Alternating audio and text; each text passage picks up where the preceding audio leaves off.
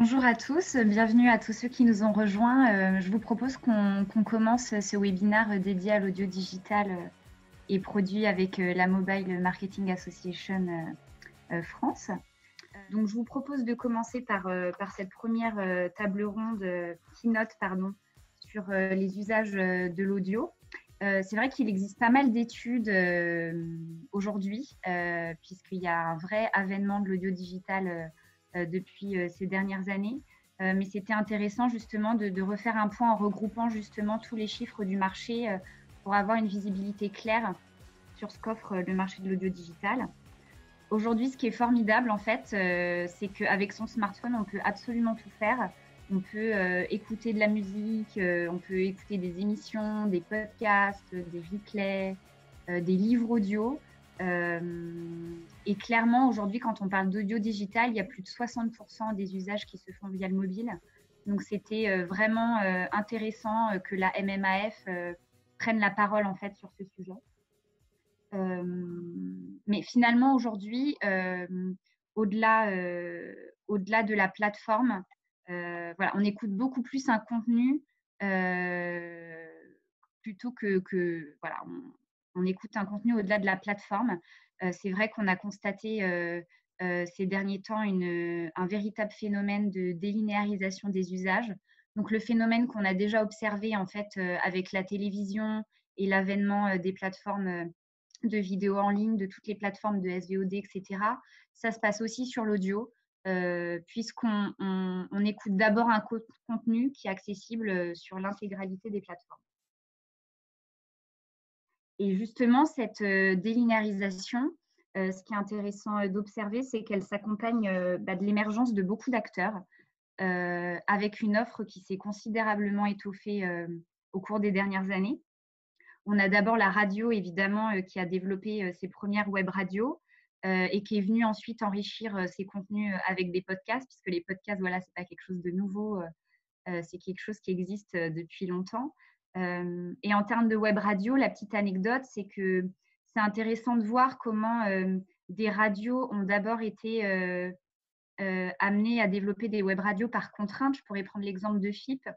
J'ai lu un article voilà, qui explique que FIP avait été à l'époque déréférencé des bandes FM sur plusieurs territoires. Et ils ont été du coup, par contrainte à l'époque, les premiers à venir créer leur web radio. Et c'est clairement une force pour eux aujourd'hui parce qu'ils ont été vraiment parmi ces pionniers et ils sont parmi le top des web radios de France selon Médiamétrie. Donc voilà, c'est pour démontrer comment les contraintes de l'époque sont vraiment devenues des avantages aujourd'hui. Puis après, justement, l'avènement de ces premières web radios, on a vu l'arrivée des plateformes de streaming musical qui ont une puissance incontestable aujourd'hui dans le panorama média. Et puis l'arrivée, même depuis 2015 et à partir vraiment de 2017, des premières offres programmatiques en audio, ça a été vraiment ultra important pour les publicitaires parce que ça a permis de venir acheter des spots en temps réel, de pouvoir acheter des spots même dans les bas de catalogue sur les contenus les plus anciens, de venir les adapter aussi en fonction des contextes d'écoute. Et évidemment, on ne peut pas parler d'évolution de l'écosystème de l'audio digital sans évoquer les podcasts. Il y a un vrai boom des usages. C'est vrai qu'aujourd'hui, c'est un usage qui reste majoritairement CSP+, et urbain, mais on voit que ça tend quand même à se développer très rapidement. On voit l'avènement de ces plateformes Sibel, Magellan, Médiamétrie communique sur 10 millions de Français qui écoutent des podcasts en 2019. Donc, c'est un marché aussi qui promet de belles évolutions. Et quand on parle justement de cet écosystème digital, c'est intéressant de venir faire le zoom sur les acteurs. Alors, ce zoom, il ne se veut pas du tout exhaustif. Il y a des super infographies qui sont sorties. Je pense notamment à celle de Costa Vostra. Mais ce panel, il a plus pour but de venir montrer qu'il y a un mix en fait. Il y a plein d'acteurs qui coexistent, à la fois les acteurs historiques de médias, mais aussi des nouveaux acteurs émergents, des acteurs de contenu, de monétisation, des partenaires techniques qui vont permettre de faire le lien avec les différentes DSP du marché. Il y a eu un avènement aussi de studios de production, de producteurs qui permettent aujourd'hui de produire et de diffuser notamment des podcasts. Donc, je pense à Louis Média, à Binge, à Nouvelles Écoutes. Et si on devait trouver en fait un point commun à tous ces acteurs, je pense que c'est sans aucun doute aujourd'hui la mesure. Il y a un vrai challenge de la mesure. Donc, voilà, c'est vrai qu'il y a plusieurs niveaux, plusieurs écosystèmes au sein de l'audio digital. Et notamment, quand on parle de podcast, aujourd'hui, la mesure, c'est le challenge commun pour l'ensemble des acteurs. Parce que, voilà, c'est vrai qu'il existe des études sur les écoutes, sur les téléchargements. Voilà, il y a Médiamétrie qui a sa méthodologie ISTAD Podcast, entre autres. Mais c'est vrai qu'aujourd'hui, télécharger, ça ne veut pas dire écouter. Donc, il y a tout un volet à adresser aux annonceurs et aux publicitaires, justement, sur une méthodologie, notamment sur le podcast. Et dans le monde de l'audio digital, du coup, comme je le disais, c'est hyper clé de venir distinguer les différents univers qui le composent. Donc, on a quand même 9 internautes sur 10 qui écoutent du contenu audio chaque mois. Mais c'est hyper intéressant de constater qu'il y a des grandes disparités d'usage en fait au sein de ce contenu audio. On a d'un côté une puissance qui est incontestée de la part de la radio et des web radios et des plateformes de streaming musical également. L'écoute web radio, elle est clairement en plein boom. Et quand on voit les derniers chiffres de la CPM, c'est hyper intéressant de regarder que entre février 2019 et février 2018, il y a une hausse de 18%. Donc en février 2019, c'était 119 millions d'heures d'écoute. En février 2020, pardon, c'est des comparaisons entre février 2020 et février 2019. Donc ça, c'est voilà, il y a les web radios, le streaming musical qui viennent apporter une puissance incontestée. Et puis de l'autre côté, il y a les livres audio, les podcasts natifs qui vont rester un peu plus niche aujourd'hui, un peu plus confidentiels. Alors juste le petit bémol, quand on parle de podcasts natifs, c'est important d'entendre qu'on parle de contenus audio qui sont originaux, qui sont disponibles online, mais qui n'ont pas vocation à être diffusés sur une antenne radio. Donc en fait, quand on parle de web radio, toutes les émissions en replay sont aussi des podcasts. Donc en vrai, quand on parle de podcast en général, d'un point de vue global, c'est 22% des internautes qui écoutent des podcasts, mais parmi ces 22%, seuls entre 6 et 7% écoutent des podcasts natifs. Et alors, ce qui est hyper intéressant aussi de constater, c'est que parmi ces 96% d'internautes qui écoutent du contenu audio, en fait, aujourd'hui, il y a seulement 1% des investissements publicitaires digitaux qui sont consacrés à l'audio digital. Donc, le marché de l'audio digital publicitaire, il est très modeste. Mais du coup, probablement plus pour très longtemps parce qu'on voit vraiment une croissance exponentielle. On voit une croissance des investissements, plus 32% des investissements versus l'année dernière selon le RCRI, et plus 45% d'impressions servies en seulement un an. Et on voit d'ailleurs que le boom, il est encore plus constaté sur le dernier trimestre, en Q4, d'après le baromètre de l'audio digital, avec un boom, une croissance de 62%. Donc clairement, oui, le marché aujourd'hui, il reste modeste, mais je suis certaine que d'ici quelques années, voilà, d'ici 3 ou 4 ans, ce marché, il affichera des chiffres qui seront comparables à ceux de la publicité vidéo, et ça mérite qu'on s'y intéresse dès aujourd'hui. Et s'y intéresser, du coup, c'est aussi connaître qui sont les plus gros consommateurs d'audio digital. Sans surprise, c'est les plus jeunes. Voilà, les 43% de l'audience sont entre 15 et 34 ans. Et c'est des personnes qui sont plutôt CSP+, avec 41% de l'audience.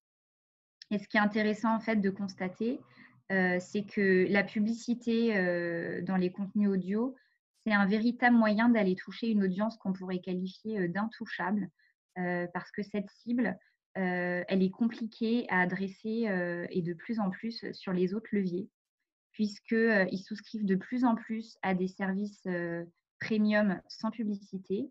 Ils sont 62% quand même à ne pas écouter la radio commerciale et quasiment un tiers d'entre eux utilisent des adblockers. Donc les formats publicitaires au sein des usages audio, ils sont clairement une réponse pour adresser ces audiences qui sont très convoitées par les annonceurs aujourd'hui, par les marques. Et quand on regarde les moments de consommation de l'audio digital, on voit nettement que dans un contexte où les écrans ils sont toujours de plus en plus saturés, les internautes ils sont à la recherche d'un moment intimiste quand ils consomment de l'audio. La majorité des écoutes, elles se font en fin de journée, voire même dans les moments de mobilité. On voit que 21% se fait lors de trajets, 14% dans les transports de proximité. On voit aussi que l'expérience, elle se veut vraiment immersive. Ce chiffre, je le trouve vraiment intéressant. 90% des écoutes se font au casque via des écouteurs. Donc là, clairement aussi, on voit que le mobile, il est très présent et il est encore plus surreprésenté. C'était intéressant de vous mettre des chiffres aussi sur la consommation des podcasts, où 85% des écoutes de podcasts se font sur mobile ou sur tablette. Du coup, cette consommation mobile, dans des moments qui se veulent très intimistes, ils offrent de très belles opportunités de communication publicitaire et notamment en termes d'attention de l'internaute, de l'audinote. Et il existe plusieurs moyens pour une marque de communiquer au sein d'un contenu audio.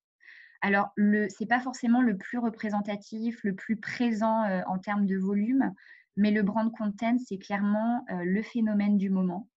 Donc, c'est vraiment quand une marque va créer un podcast ou une série de podcasts pour prendre la parole, pour travailler son image, travailler des valeurs. Donc, il existe énormément d'exemples. Moi, des exemples qui me semblent intéressants, c'est celui qu'Adidas a travaillé avec Mademoiselle en créant le podcast Conquérante, qui donne la parole à des femmes sportives qui ont choisi de se dépasser. Donc, en fait, là, clairement, Adidas est très peu présent. En fait, Adidas est présent en intro et c'est grâce à Adidas que ce contenu est disponible. Il y a aussi Kinder qui a lancé les petits podcasts à destination des familles avec Europe 1. Voilà. Il peut y avoir énormément d'exemples. On a également des moyens beaucoup plus classiques avec le spot audio. Donc, le spot audio, clairement, c'est un format publicitaire qui vient en pré-roll. Il est aussi possible de faire du mid-roll, mais c'est vrai qu'en France, il est très peu développé encore puisque jugé beaucoup plus intrusif, mais sachez qu'il est très présent aux États-Unis. Et ce pré-roll, justement, il est diffusable au sein de l'ensemble de l'écosystème de l'audio, que ce soit les web radios, les services de streaming et les agrégateurs de podcasts natifs ou de replay radio. Et donc, ce qui est intéressant, c'est que ce spot audio, il est achetable via différents modes d'achat. Donc, c'est la plupart du temps un achat au CPM, mais on peut l'acheter en gré à gré, en direct avec un publisher. On peut aussi l'acheter en programmatique via des acteurs spécialisés, des trading desks d'agences également en se connectant au DSP. Donc aujourd'hui, la diffusion de spot audio, elle est ultra intéressante et on va le voir, c'est quand même important d'aller adapter le message. Et enfin, le sponsoring. Le sponsoring, c'est un petit peu le Graal des formats audio puisque ça reste un format facile à produire. C'est un format qui se veut natif, donc qui respecte l'utilisateur, à condition bien sûr de respecter les bonnes pratiques de production. Et c'est vrai que le Graal, c'est quand le spot natif est vraiment lu par le présentateur du podcast pour venir comme une véritable caution pour la marque. Les prises de parole publicitaires, du coup, elles vont, comme je le disais, elles vont nécessiter de penser des formats qui se veulent vraiment respectueux de ce format intimiste. Donc, pour ça, c'est hyper important d'aller repenser les spots radio. Donc, par repenser les spots radio, l'idée, c'est pas d'avoir peur. Évidemment, un spot radio, il est techniquement réutilisable pour une campagne audio digitale. Ça dépend évidemment des objectifs d'une marque, mais pour optimiser les performances, on recommande quand même fortement de venir adapter ce spot avec un ton qui est travaillé spécifiquement, avec des formats qui se veulent plus courts et qui se veulent potentiellement moins agressifs qu'un spot radio classique. Clairement, c'est hyper facile de faire la comparaison avec la vidéo en ligne. Pendant longtemps, on a répliqué le spot télé en online vidéo, et il est clair qu'aujourd'hui, dans les best practices, il faut adapter son spot vidéo à la plateforme, que ce soit sur YouTube, sur de l'InRead, etc. Et c'est la même chose pour l'audio. Et justement, j'ai envie de dire que l'audio va bénéficier de tous les écueils qu'on aurait pu commettre sur la vidéo. Donc, c'est important que les publicitaires et les marques prennent conscience de ces best practices pour que l'audio reste un univers écrin. Le fait de repenser les spots, c'est d'autant plus important pour les podcasts. Comme je le disais précédemment, le podcast, on est encore plus dans un moment intimiste, encore plus avec son casque sur les oreilles, etc. L'idée, c'est de ne pas aller agresser l'audinote. Pour prendre un exemple facile, si je suis une marque d'entertainment, plutôt que d'aller diffuser la bande-annonce d'un film, un film d'action qui plus est, l'idée c'est d'aller repenser le message avec un speaker qui va venir raconter son expérience sur ce qu'il a aimé dans le film. Voilà, c'est vraiment repenser le message. Et puis enfin, qui dit spot adapté en digital, dit data. C'est hyper intéressant et important d'avoir des formats qui se veulent dynamiques, toujours pour une expérience optimisée. Qui dit data dit d'adresser le bon message au bon audinote.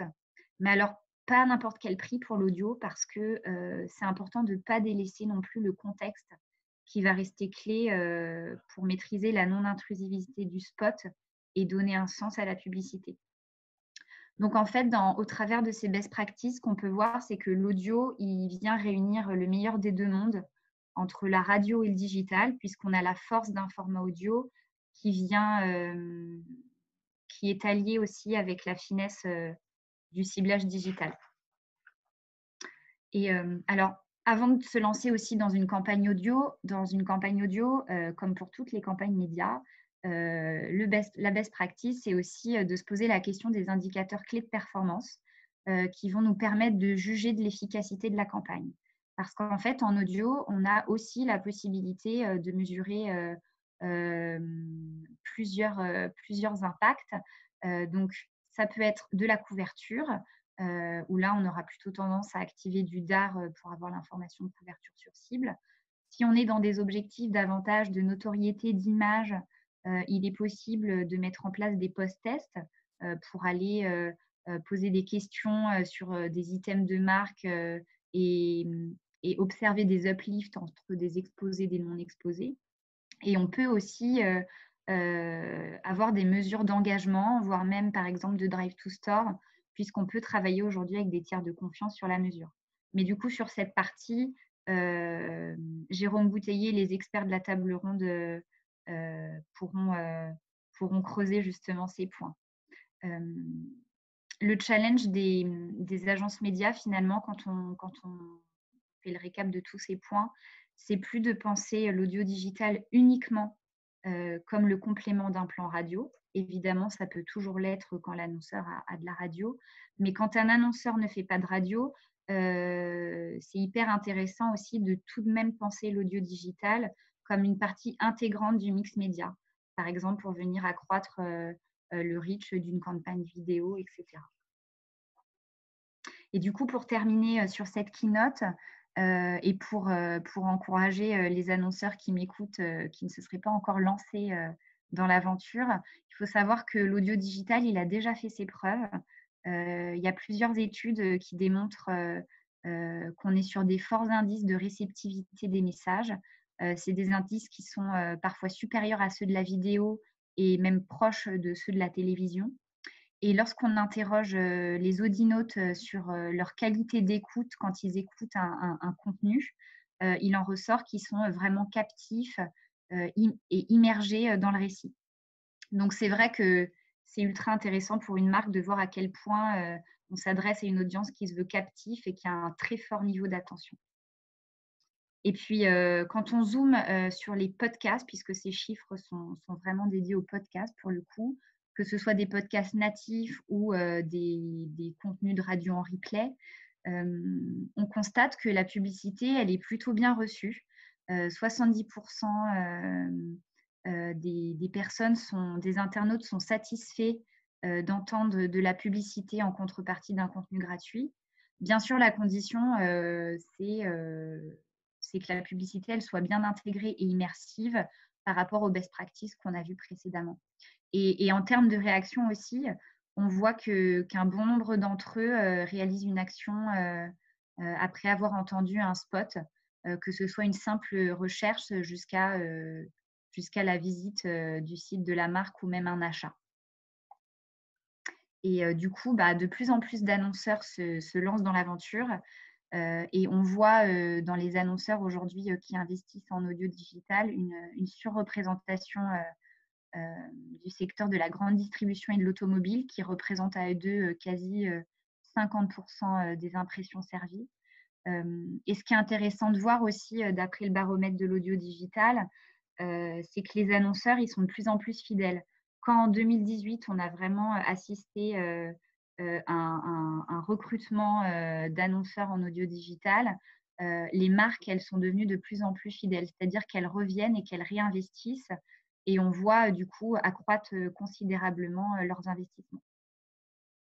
Mais voilà, donc il ne faut quand même pas oublier que via tous ces chiffres, en fait, on parle que de 1% des investissements digitaux en France. Donc, du coup, la marge de progression du marché, elle s'annonce exponentielle et d'autant plus avec justement la saturation des écrans. Et bon, j'en ai terminé, moi, pour ma part, pour cette keynote qui, je l'espère, vous aura permis de restituer le marché de l'audio digital. Merci à tous pour votre écoute. Merci à tous les intervenants et à toutes les personnes qui ont préparé cette keynote et cette table ronde. Et puis, on vous dit à très bientôt quand le contenu sera diffusé sur les réseaux. N'hésitez pas à le partager. Très bonne journée à tous. Merci à tous. Merci. Prenez soin de vous. Merci. Très bonne journée. À bientôt. Au revoir. Au revoir.